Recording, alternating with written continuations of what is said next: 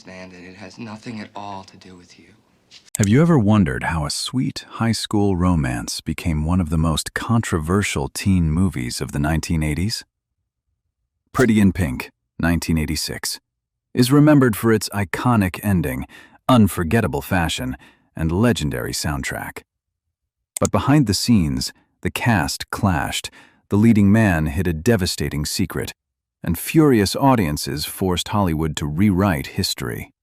These are the 14 unbelievable secrets behind the movie that almost ended very differently. The first secret is that test audiences completely rejected the original ending. Today, most people remember Pretty in Pink for Andie finally ending up with Blaine. It feels like the natural conclusion to the story. But that wasn't the ending John Hughes originally wrote. In the first version of the film, Andie chose Ducky instead. After everything they'd been through, Hughes believed she should end up with the loyal best friend who truly understood her world. It was a message about friendship, class, and choosing someone who had always been there. But when the movie was screened for test audiences, the reaction shocked everyone. Instead of applause, the theater erupted in loud boos. Viewers had spent the entire movie rooting for Andie and Blaine. They simply refused to accept any other ending.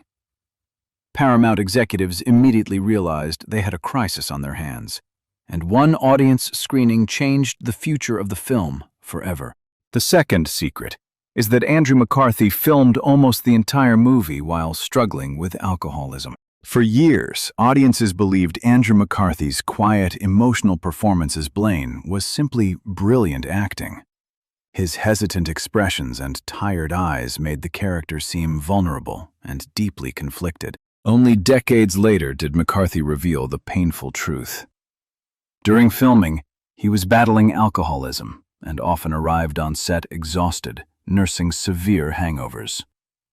What viewers interpreted as emotional sensitivity was, in many scenes, genuine physical exhaustion. Ironically, one of the qualities that made Blaine so believable came from a personal struggle that no one on set fully recognized at the time. The third secret is that John Hughes never accepted the ending audiences loved. Although the rewritten ending turned Pretty in Pink into a box office success and a cultural phenomenon, Hughes remained disappointed for the rest of his life. He believed the original story carried a stronger emotional message. In his eyes, choosing Ducky represented loyalty, authenticity, and staying true to your roots, while Blaine represented an escape into a world Andie never truly belonged to. Hughes eventually revisited that original idea in Some Kind of Wonderful, creating the ending he had wanted all along. The fourth secret is that the entire ending was rewritten overnight. Once the disastrous test screening ended, there wasn't time for months of rewrites. The release date was already approaching. John Hughes went home that very night and wrote an entirely new 5-page ending from scratch. Within days, the cast was called back, a ballroom set was rebuilt, and the final scenes were filmed under enormous pressure. One frantic night of writing completely changed the ending millions of fans now consider iconic. The fifth secret is that the movie's romantic chemistry came from real-life tension. On screen, Andie and Blaine share an awkward but believable romance. Off-screen, things were far more complicated. Molly Ringwald admitted she had a crush on McCarthy during production, but the feelings weren't returned. Their relationship became increasingly uncomfortable, and director Howard Deutch decided not to fix the situation. Instead, he quietly used that real-life tension to enhance their performances.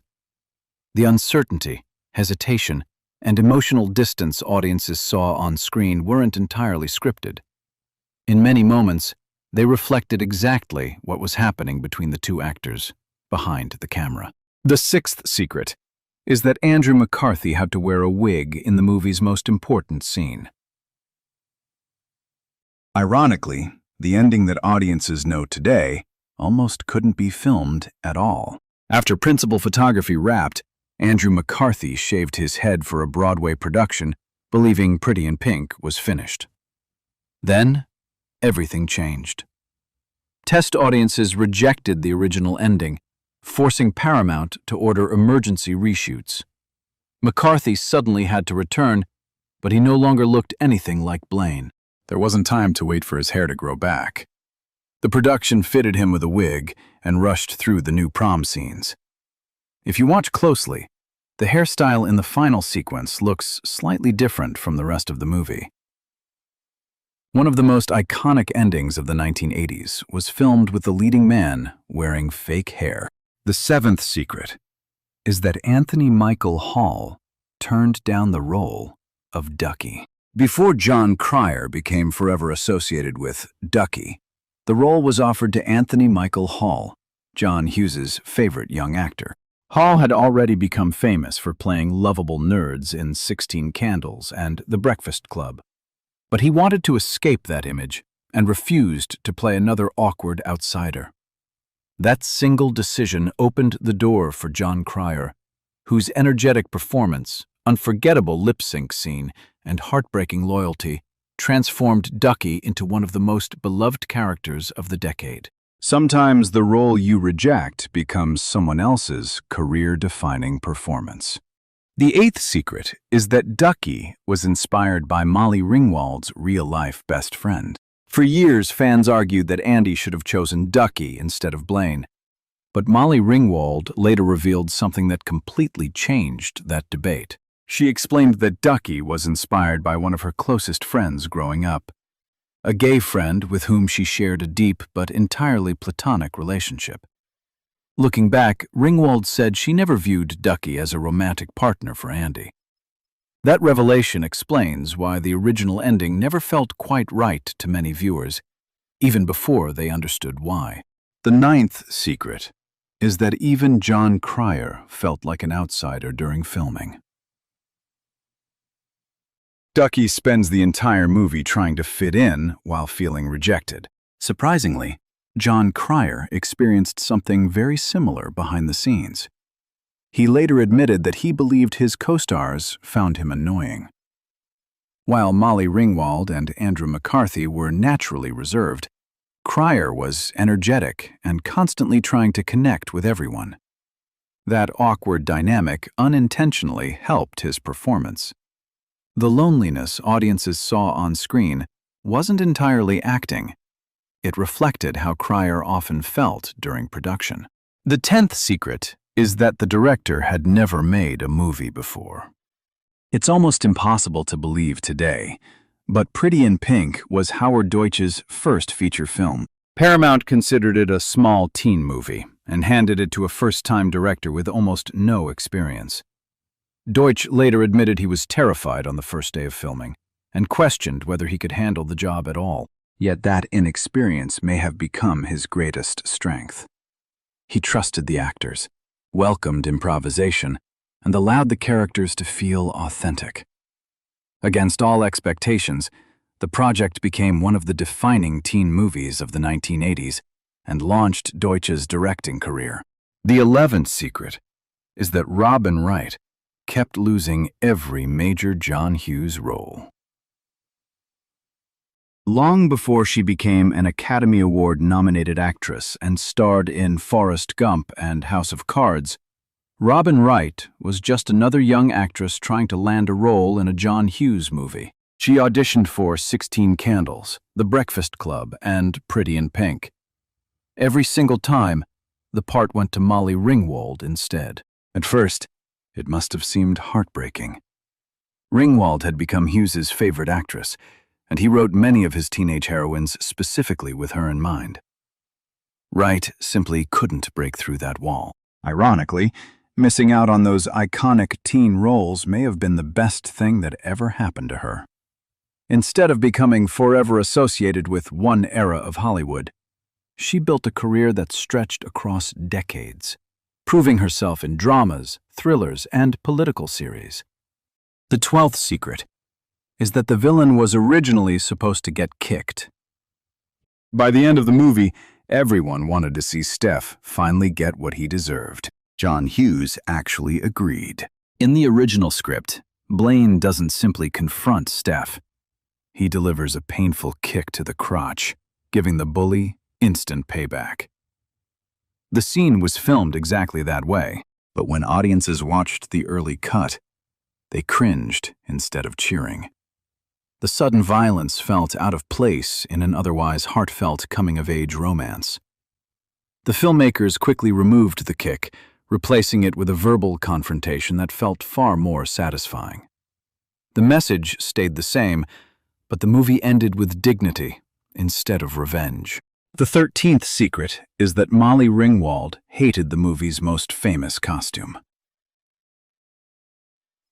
Today, it's one of the most recognizable dresses in movie history. Back in 1986, Molly Ringwald couldn't stand it. She later admitted she thought Andie's homemade pink prom dress looked awkward and unattractive. Costume designer Marilyn Vance intentionally created something unusual by combining vintage clothing with handmade pieces, reflecting Andie's creativity and limited budget. What Ringwald saw as an ugly dress eventually became the perfect symbol of the character herself, a girl who never truly fit into the wealthy world around her. Decades later, fans still remember the dress, proving that unforgettable doesn't always mean beautiful. The 14th secret is that one of the movie's most memorable scenes wasn't written at all. During the very first day of filming, Annie Potts surprised everyone. While standing inside the record store window, she suddenly began clapping and saying, "Applause, applause, applause." None of it appeared in the script. Director Howard Deutch was directing his first feature film and was already nervous about working with experienced actors. Potts' spontaneous performance immediately convinced him that his cast would bring these characters to life in ways no script ever could. That brief improvisation became one of Iona's defining moments and remains one of the film's most charming scenes. And maybe that's why Pretty in Pink still sparks debate today. Some fans believe Andie made the right choice. Others insist Ducky deserved better. But perhaps the greatest secret of all is that a film remembered as one of the greatest teen romances ever made became a classic because Hollywood was willing to admit it had gotten the ending wrong and had the courage to change it before it was too late.